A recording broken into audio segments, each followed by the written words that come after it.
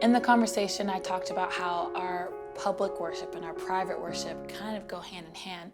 When I take those moments of private worship, of getting into the presence of God, and I listen to a song and I let it become more than just words, but I take the truth and I begin to understand it and I apply it to where I'm at in life. And when I really get it in me, it allows me to worship when we come together as a congregation in a church in that time where we're worshiping together.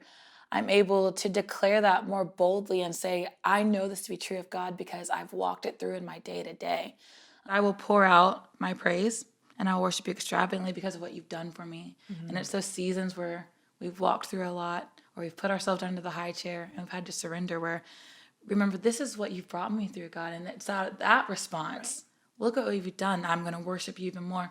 And I think us sharing what we've walked through is a part of worship. Yeah. Not keeping that story to myself and my pride saying, oh, I haven't had a bad, like, life's good.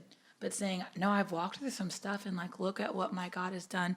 And I'll keep my promise to you, God. In that broken space in worship where I was just singing truth when I didn't feel anything, I will tell of that because you freed me from my chains. You've broken this heart and you freed me from that. And back to that congregation moment, like, I will praise you in front of the gathered people. Like, in the private, this is what you've done, and so now I can show what you've done, and I will keep my word and show that to other people. And I think it's so cool that our private and our public has to blend together in worship. It can't just be this, on Sunday I raise my hand and I look the part, and at home it's a mess, or at home I am having these great revelations of God in my own time, but I'm not sharing that with anybody else. It has to be a blend of what God's doing in my life right now, and I'm going to show you.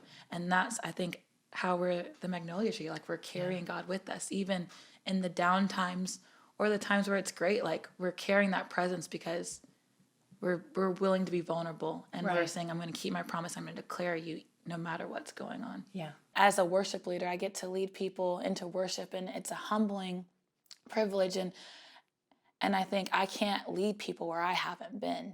And so if I make that time to be with God and I am there, it's so much more easier to say, this is how you get into the presence of God. It can't be something that I come up and I conjure up on a Sunday morning and say, this is what worshiping God looks like when I haven't even gone there. I'm in my private time and my personal time with him to make that space to invite him in. And then if I'm not in that public declaration showing others that God is good, then that private is still great for me and God, but that private bleeds into my day-to-day and how I interact, and I show the goodness of God to others. And so they really go hand in hand in that personal time where I'm leaning in and I'm asking God, who do you say I am? You're reminding me in my season of who I am, my identity, and then I bring that through and I show.